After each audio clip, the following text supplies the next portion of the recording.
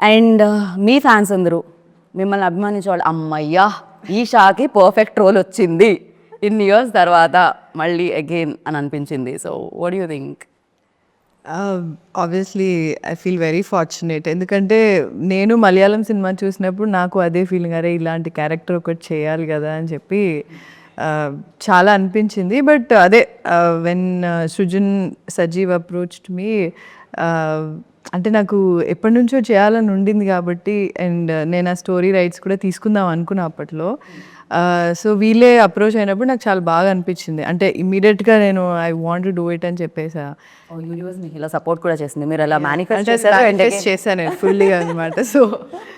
So అట్లా అయింది. And అంటే చాలా తక్కువ కదా ఇలాంటి రోల్స్ వచ్చేవి కదా హీరోయిన్స్కి. సో అది రాగానే నాకు మెయిన్ ఇందులో ఏంటి అంటే యాక్షన్ సీక్వెన్స్ ఉంటుంది కదా, నాకు అది చాలా, అంటే ఒరిజినల్ చూసినప్పుడు ఇట్లా హై వచ్చింది చాలా.